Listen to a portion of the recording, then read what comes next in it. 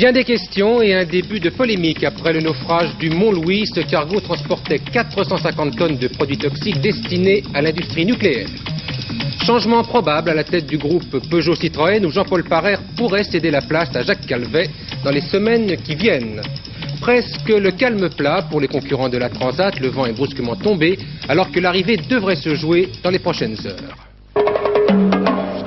Mesdames, Messieurs, bonsoir. Y a-t-il danger de pollution au large des côtes belges? C'est la question que l'on se pose ce soir, alors que 450 tonnes d'hexafluorure d'uranium reposent par 15 mètres de fond au large d'Ostende. C'est la conséquence du naufrage du cargo français, le Mont-Louis, qui transportait dans ses cales 30 conteneurs de ce produit. Les autorités belges et françaises se veulent rassurantes en rappelant que le produit en question, l'hexafluorure d'uranium, est très faiblement radioactif et que dans l'hypothèse improbable d'une rupture de ces conteneurs, la pollution serait négligeable. Reste que cette affaire ranime la polémique sur la sécurité qui devrait entourer les transports de produits radioactifs. Polémique d'autant plus vive que dans un premier temps, l'armateur du cargo français aurait demandé aux marins de ne pas révéler la nature de leur cargaison après le naufrage. Il a en effet fallu attendre hier les révélations de Greenpeace et de la CFDT pour connaître le contenu des cales du navire. Je vous propose tout de suite de faire le point de la situation sur place avec Michel Perrault et Henri Elie. Le Mont-Louis, le voici. Ces images prises il y a quelques mois dans le port du Havre sont probablement les dernières réalisées avant son naufrage. Le Mont-Louis est un cargo roulier à chargement et déchargement rapide de 4200 tonnes de jauge brute, destiné à tout transport de marchandises. Il a été construit en 1972 pour le compte de la Compagnie Générale Maritime. Un certain mystère demeure toujours autour des circonstances précises de la collision. Selon le syndicat des marins CFDT, le matelot de veille, appelé par ses supérieurs, avait dû quitter son poste. Pourtant, le maître mécanicien du cargo a affirmé que le lieutenant de pont l'avait alors remplacé à la barre.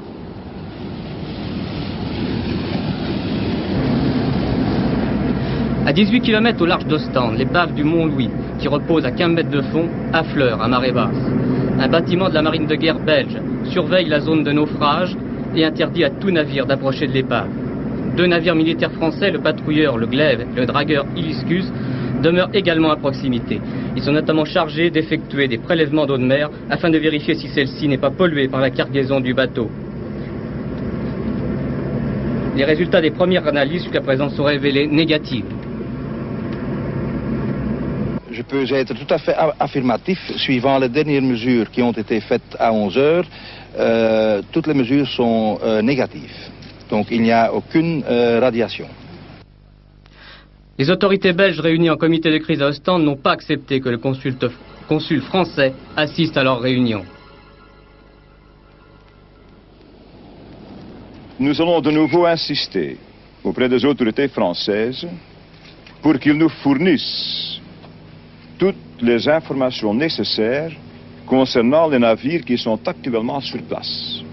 On se demande qui c'est et ce qu'on vient faire là. On veut connaître l'identité de ce navire et la mission qui a été confiée.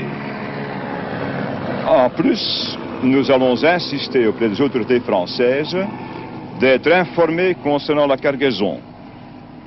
Et puis, quelles mesures ils entendent concernant le sauvetage de ce navire. Ce soir, on apprend que deux compagnies étrangères ont été chargées de reprocéder aux opérations de récupération de la cargaison du Mont-Louis. Un délai de 2 à 3 semaines serait nécessaire pour la récupération de l'hexafluorure d'uranium. Je vous le disais il y a un instant, les experts français et belges estiment que les risques de pollution radioactive sont minimes dans l'hypothèse où un ou plusieurs des conteneurs viendraient à s'ouvrir. Reste le danger toxique au cas où le gaz entrerait en contact avec l'eau. Les explications de Jacques Violet. L'hexafluorure d'uranium est un composé chimique utilisé dans l'industrie nucléaire. C'est simplement le minerai d'uranium naturel mélangé avec du fluor. Il s'agit d'un gaz dangereux, toxique, mais très faiblement radioactif. Il est utilisé pour l'enrichissement de l'uranium destiné aux centrales nucléaires. Cet enrichissement pour le nucléaire civil est très faible, 3%, par rapport à l'enrichissement militaire pour la bombe atomique, qui est lui à plus de 90%. Pendant le transport, le produit est stocké dans des conteneurs, véritables carapaces d'acier, capables de résister à de très fortes pressions. Les 15 conteneurs du Mont-Louis seront récupérés. Pour l'instant, ils ne constituent pas un véritable danger.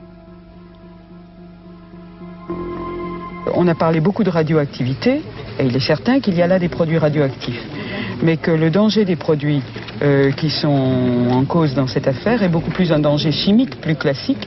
C'est celui de la libération d'acide fluorique à partir justement d'un contact éventuel du produit avec l'eau. C'est-à-dire que c'est un produit qui est toxique, je dirais, de manière beaucoup plus classique qu'un produit radioactif.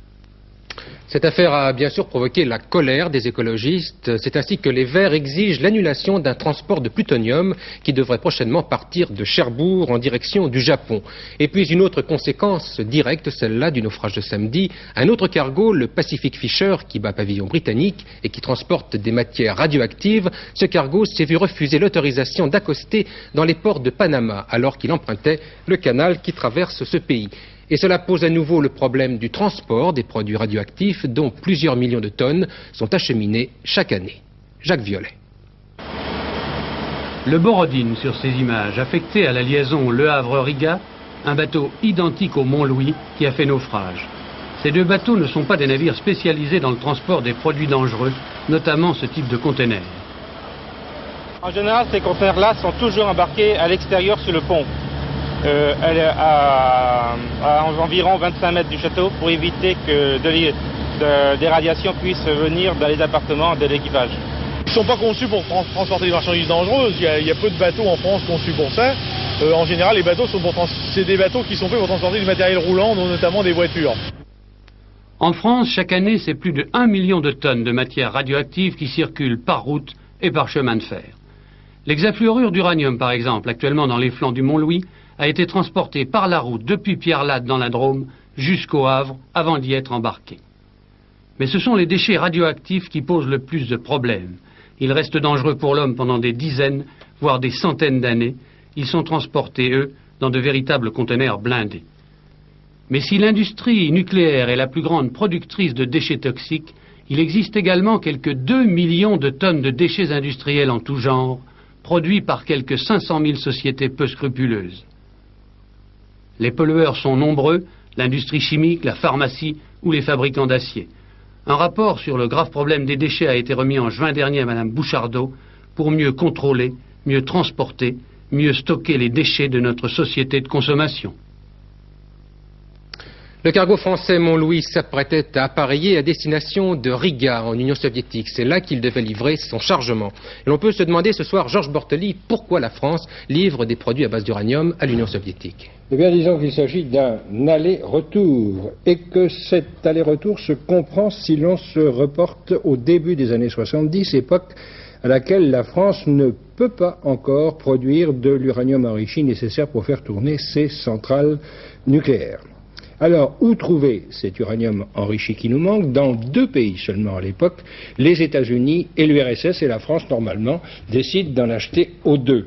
Voilà pourquoi, depuis 1973, des matières faiblement radioactives partent de chez nous pour l'URSS et reviennent, après enrichissement, reviennent en France ou même ailleurs, puisqu'en l'occurrence, une partie de l'uranium, une fois enrichi, devait aller aux centrales nucléaires belges.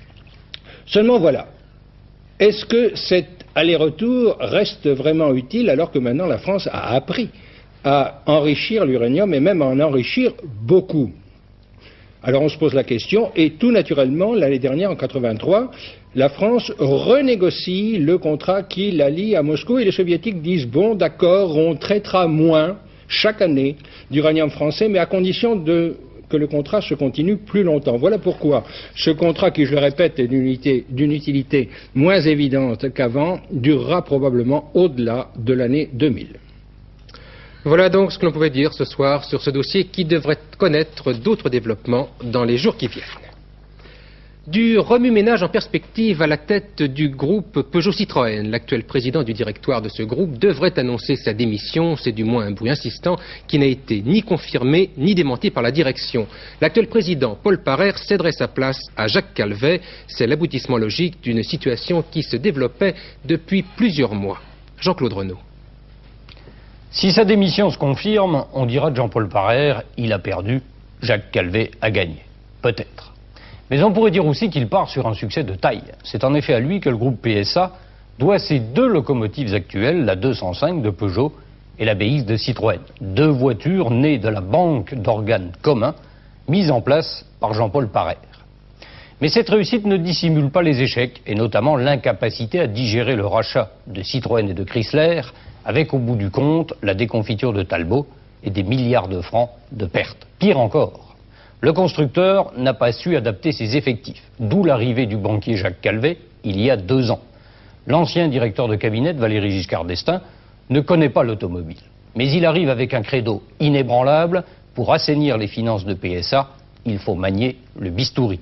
7400 suppressions d'emplois chez Peugeot Talbot en 83, 6000 chez Citroën 1 an plus tard, et chaque fois Jacques Calvet obtient du gouvernement les 2/3 des licenciements demandés. Aujourd'hui, parce qu'il a su régler le problème des sureffectifs, il est déjà le numéro 1. Si ça devient officiel, Jacques Calvet pourra alors s'attaquer à l'essentiel, la création et la fabrication des automobiles. À la frontière de l'économie et du tourisme, c'est une histoire exemplaire que vous allez voir maintenant. Une histoire, en tout cas édifiante, au moment où l'on parle de création d'entreprises et où l'attitude des banques est parfois, et même souvent, contestée. On leur reproche notamment d'être trop frileuses dès lors qu'il s'agit de prendre un risque qui pourtant fait partie du métier. Écoutez comment un homme est parvenu à obtenir un prêt de 5 millions de francs de sa banque pour transformer son château en entreprise. Le reportage de Geneviève Moll et Pascal Stelletta. Buette de Frontenac, le maître du château de Palluau sur Indre au XVIIe siècle, serait étonné d'être l'ancêtre d'une PME. Car le château est aujourd'hui une entreprise. Il faut être économiste, gestionnaire, financier et avoir une sacrée imagination pour la gérer. Surtout si l'on est, comme Jean Capi, le nouveau propriétaire, sans un sous-vaillant, et qu'on a dû convaincre un banquier de cautionner un prêt de 500 millions de centimes sur des comptes prévisionnels. Et pourtant, la banque de l'Orléanais-Berry a pris le risque, mesuré, il est vrai, de jouer la résurrection de Palluau, fermé depuis 10 ans. D'une part, le château en lui-même méritait qu'on s'y intéresse, vous l'avez vu. Le fait que ce château revive fait également revivre la commune de Palluau et les environs. Et donc, pour une banque régionale, c'est intéressant de réhabiliter une commune rurale, de faire revivre une commune rurale. Jean Capi a conçu son entreprise sous la forme d'une société. Jean Capi, en plus, nous avons fait confiance à l'homme également. La confiance, c'est bien beau, mais ensuite, il faut assurer les échéances. Et elles seront de 5 millions de centimes par mois pendant 15 ans. Alors, on fait feu de tout bois. On ouvre le château au public, et le châtelain lui-même fait faire la visite. On aménage des chambres d'hôtes que l'on loue à des prix très abordables, mais dont on sert soi-même le petit déjeuner. Et surtout, on entraîne dans l'aventure des partenaires en louant pour une somme modique les communs du château. Résultat, à Palluau aujourd'hui, il y a une crêperie, un club d'équitation, un atelier de gravure, une fabrique d'émaux et un gaveur de canards en plein Berry. Le pari de Didier Urso, par exemple, 24 ans, ancien garde du corps présidentiel, est à bien des égards courageux. S'installer dans un pays où il y a déjà des personnes qui font le foie gras, bon, bien, c'est beaucoup plus dur pour un jeune qui démarre. Si vous voulez, ici, bien, il y a moins de concurrence, il y a d'autres risques, mais il faut les assumer. Quel genre de risque? Eh bien, le fait que ce soit une région où l'on consomme moins de confits, moins de foie, il faut se faire connaître déjà, il faut percer. Percer, pour le moment, c'est un espoir. Tout le monde vit, le châtelain compris, avec moins de 3 000 francs par mois. Alors on invente de multiples activités pour attirer du monde, car il faudra 30 000 visiteurs pour équilibrer les budgets, et pour le moment, il n'y en a que 10 000. Dans 15 ans, quand vous aurez remboursé l'emprunt, vous serez un châtelain à part entière. Qu'est-ce que vous allez faire à ce moment-là? Je crois que j'essaierai de trouver des successeurs, que ce soit peut-être la municipalité, que ce soit des jeunes peut-être, qui comme moi veulent faire quelque chose. Et je croirais volontiers en des jeunes qui n'ont pas d'argent, parce qu'ils en voudront, que peut-être à une entreprise toute faite. Sont-ils tous fous sur ce rocher de Palluau? Non, ils entreprennent. La rentrée politique montre le bout de son nez. Hier, c'est Jacques Chirac qui effectuait son retour devant les jeunes du RPR à Nîmes. Aujourd'hui, c'est le numéro 1 du Parti socialiste, Lionel Jospin, qui faisait sa rentrée. L'occasion pour M. Jospin d'analyser la situation politique après le feuilleton du référendum qui a nourri l'actualité de cet été. Cette contre-offensive sur le terrain, effectivement, du référendum n'était ni une habileté ni une diversion. C'était pas une habileté parce que je crois qu'il y avait une interrogation qui avait été créée sur la question des libertés dans la tête d'un certain nombre de gens, notamment par les critiques caricaturales de l'opposition, et qu'il était normal que le président réponde à ces préoccupations. Et de ce point de vue-là, ce n'était pas habile. Je pense que ce n'était pas une diversion aux problèmes économiques et sociaux, parce que l'offensive de la droite sur ce terrain, disant vous ne voulez pas aller devant le peuple, vous avez peur du référendum, était telle que d'une certaine façon ça empoisonnait l'atmosphère et que ça interdisait au gouvernement de traiter sereinement les dossiers économiques et sociaux. Et loin de faire une diversion, je pense qu'au contraire cela a permis de déblayer ce terrain, d'évacuer cette question des libertés, de montrer que la droite disait je veux un référendum et que quand on lui propose, elle n'en veut pas. Et donc ça permet au gouvernement, dans un climat à mon avis plus dépassionné, d'aborder, de traiter, de continuer à traiter les grandes questions économiques et sociales, la modernisation du pays. Une interview fort intéressante du nouveau ministre de l'Éducation, M. Chevènement. Jean-Pierre Chevènement répondait aux questions de notre confrère Le Monde, auquel il a précisé qu'il souhaitait régler la querelle qui divise les partisans du public et du privé, et cela en rénovant et en développant l'école de la République. Le ministre s'est toutefois refusé à confirmer s'il y aurait un projet de loi Chevènement et de quelle manière le Parlement pourrait être saisi. Une autre interview, elle a été confiée au Figaro par le président de la CGC, Paul Marchelli, qui fait état d'un préjugé favorable à l'égard de Laurent Fabius. Il estime que l'orientation du nouveau gouvernement est meilleure que celle de M. Mauroy. M. Marchelli annonce néanmoins qu'il attend Laurent Fabius au tournant et que pour la CGC, le pouvoir d'achat n'est pas la priorité, mais c'est bien plutôt l'emploi et l'investissement. Et puis une précision à propos de l'heure de vérité qui devait être consacrée à Laurent Fabius le 3 septembre. Les contraintes de l'emploi du temps du Premier ministre ne permettent pas de maintenir cette date à laquelle il avait été invité. L'émission est donc reportée au mercredi 5 septembre à 20h30, en conséquence de quoi les programmes des deux soirées, celles du lundi 3 et du mercredi 5, seront permutés dans leur ensemble. À l'étranger, les opérations se poursuivent en mer Rouge pour trouver et désamorcer les mystérieuses mines qui ont été mouillées à l'entrée du canal de Suez. Des opérations jusqu'alors infructueuses. Jean-Marc Ilouz. Décidément, les eaux du canal et du golfe de Suez gardent jalousement leurs secrets, en dépit des moyens ultra sophistiqués utilisés par les chasseurs ou dragueurs de mines de Saint-Marine occidentale depuis 2 mois. Les résultats ne sont guère encourageants.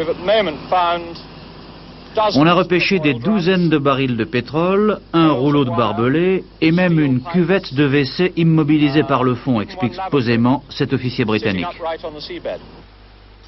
Pourtant, 18 navires de toute nationalité ont été légèrement endommagés par les mystérieuses mines larguées sur un axe maritime capital non seulement pour l'Europe et les États-Unis, mais aussi pour l'URSS, dont une grande partie de la flotte de guerre sillonne l'océan Indien.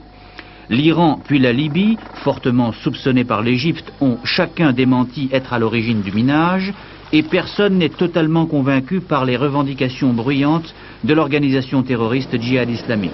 Le canal de Suez est de nouveau parfaitement navigable, mais le mystère des mines n'est toujours pas éclairci. Et de l'autre côté de l'Arabie Saoudite, dans le golfe arabo-persique, les pétroliers sont toujours la cible des aviations irakiennes et iraniennes. Aujourd'hui, c'est un pétrolier panaméen qui a été touché par un missile. Il aurait été attaqué par un avion iranien. C'est du moins ce qu'affirme l'agence de presse du Koweït. À Beyrouth, le calme est revenu après les affrontements du week-end sur l'ancienne ligne de démarcation entre l'est et l'ouest de la capitale libanaise. Apaisement aussi à Tripoli, au nord Liban, où un accord de pacification a été conclu entre les milices musulmanes rivales qui se battaient depuis une dizaine de jours. Philippe Rochaud. Au moment où le Premier ministre libanais annonçait un plan de paix pour la ville de Tripoli au nord, c'est à Beyrouth que de nouveaux combats semaient la panique parmi la population. 5 blessés seulement, mais cet accrochage avait valeur de test. C'est la première fois en effet qu'on se bat dans Beyrouth depuis la mise en application du plan de paix pour la capitale, qui prévoit le remplacement des milices par l'armée libanaise. L'accrochage s'est produit sur cette avenue qui coupe en deux la ville, d'est en ouest. Tout a commencé dans ce quartier chiite où dominent les portraits de l'imam Sadr et de l'ayatollah Khomeini. Des miliciens auraient accroché une patrouille de la 6e brigade de l'armée libanaise, à majorité chiite également, qui contrôle ces quartiers. Les combats se sont étendus d'autant plus vite que la plupart des barricades sont à présent démantelées. La 5e brigade, à majorité chrétienne, est même intervenue, croyant à une relance de la guerre civile. Quelques heures plus tard, on circulait pourtant à nouveau entre les deux secteurs de Beyrouth. L'important, c'est que l'incident ait pu être étouffé en quelques heures grâce au réseau de contacts que les hommes politiques libanais ont mis en place pour garantir l'application du plan de sécurité. Un test qui pourra donc servir d'exemple à la ville de Tripoli, où les combats ont fait 120 morts en une semaine.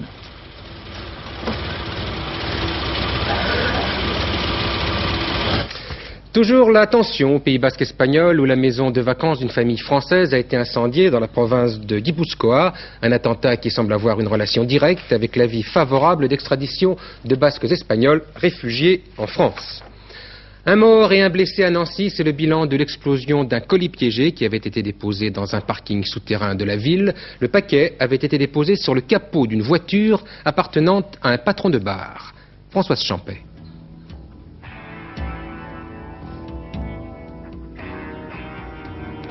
C'est dans ce parking souterrain de Nancy qu'a explosé vers midi un colis piégé de fabrication artisanale. Il était posé sur le capot d'une voiture garée au premier sous-sol.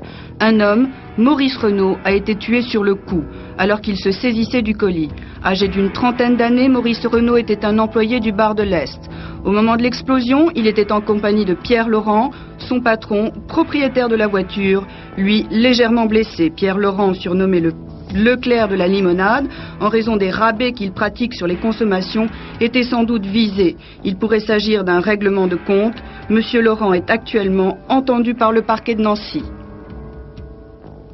7 morts et 23 blessés dans un incendie à Duisbourg en Allemagne, un immeuble qui était habité en majorité par des Turcs. C'est l'un des plus graves incendies survenus depuis la guerre en Allemagne fédérale. Après les vitesses phénoménales enregistrées par les concurrents de la Transat, la course se termine par un temps beaucoup plus calme. Il n'y a plus guère de vent sur la route. Voilà qui va changer un peu la physionomie de cette course au cours de laquelle les records ont succédé aux records puisque la meilleure performance mondiale de distance à la voile sur 24 heures, cette performance a été remportée par Mike Burch sur son navire Formule Tag. Il a parcouru 970 km en l'espace de 24 heures. Mais les choses sont un peu différentes ce soir alors que 3 catamarans se disputent toujours la première place. Le résumé de nos envoyés spéciaux. 17h15 cet après-midi, à 100 km au large de Brest, nous découvrons les coques rouges et blanches du catamaran Royal de Philippe Fac et Loïc Karadec. Un Loïc Karadec qui, par la radio, se veut prudent pour des raisons tactiques. Tu vois, pour l'instant, ambiance détendue, là, il fait beau, ça va, toi? Qu'est-ce que vous avez comme conditions de vent? On ne se rend pas très bien compte d'ici. Oh, c'est un peu dur d'en parler comme ça, au cas où quelqu'un écouterait. Qu'est-ce que vous dites? Il y a longtemps que vous survolez la zone, là? Vous avez vu d'autres bateaux, à toi? Non, tu es le premier que nous apercevons, à toi. C'est bon comme ça? Ok, écoute, je pense que Charente doit être une quinzaine de milles derrière, et puis Fleury-Michon est plus au nord, lui est plus vers la côte, à toi. Effectivement, quelques minutes plus tard, 20 000 derrière Royal, c'est Charente-Maritime qui se présente à l'horizon. À la radio, Philippe Palu de la Barrière semble plutôt découragé par sa position et le vent qui tombait de plus en plus. Tu as l'air assez pessimiste, la course n'est pas terminée pourtant. Ah non, elle n'est pas du tout terminée, non, mais je veux dire, on a pris 17 000, c'est beaucoup quand même à 200 000 de l'arrivée. Tu prévois ton arrivée vers quelle heure là maintenant? Si on continue comme ça, on devra arriver demain très très tôt, mais il est fort possible que le vent tombe. Royal semble donc maintenant en mesure de l'emporter, sauf coup de Trafalgar à l'issue d'une Transat Express qui aura duré moins de 9 jours. Parmi les favoris, il y a bien sûr Charente-Maritime, vous l'avez vu, il est dans les groupes de tête. Charente-Maritime qui avait une arme secrète, puisqu'il avait un allié de poids qui était resté à terre. En l'occurrence, un ordinateur utilisé à son profit par une école d'ingénieurs. Patrick Naff. NAO, navigation assistée par ordinateur. C'est le système utilisé par Jean-François Fountaine et Pierre Folenfant pour obtenir les meilleures performances possibles de leur bateau, Charente-Maritime. En plus des données dont disposent tous les autres concurrents, Charente a à son bord un ordinateur qui enregistre la position, le cap, la vitesse du bateau et celle du vent. Ces paramètres sont envoyés 2 fois par jour à 3 ingénieurs de l'ENSET à Toulouse qui les traitent par ordinateur. c'est un programme qui permet d'affiner les options tactiques. Je veux dire par là qu'une analyse météo, il y a des gens, des ingénieurs météorologistes qui la font, il y a les navigateurs qui la font aussi à bord des bateaux, c'est des choses que l'on sait faire, j'allais dire, à la main.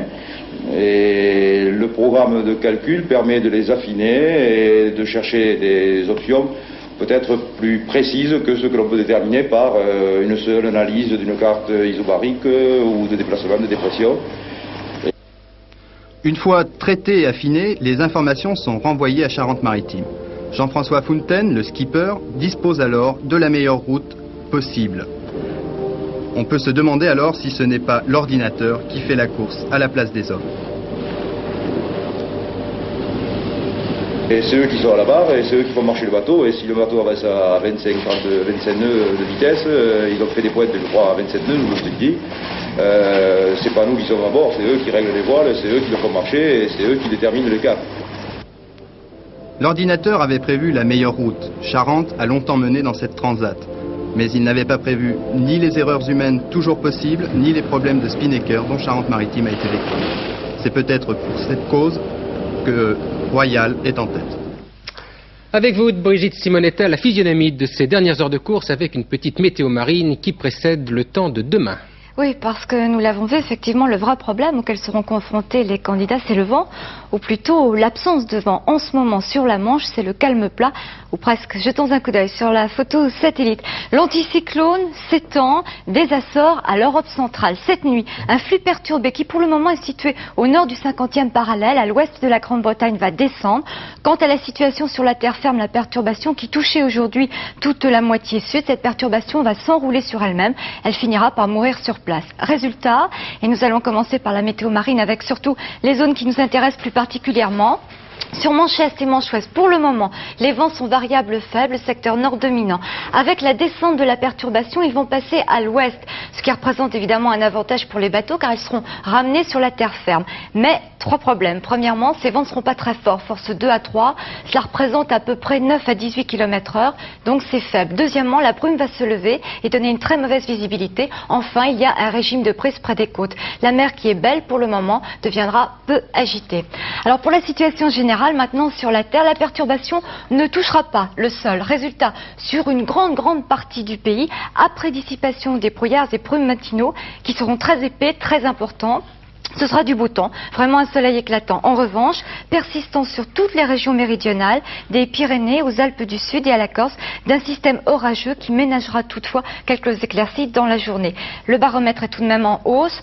Le thermomètre est en hausse sur la moitié nord de 21 à 24 degrés. En revanche, c'est très bas sur la moitié sud de 22 à 26 degrés seulement, maximum. Demain mardi 28 août, le soleil se lèvera à 6h01, se couchera à 20h41. Une journée à garder le secret, ce sera la Saint-Hermès, patron des alchimistes. C'est Jacques Segui qui vous présentera le dernier journal vers 23h10. Demain, Daniel Bilalian à 12h45 pour Antenne 2 midi. Et je vous retrouverai à 20h. Excellente soirée sur Antenne 2. À demain.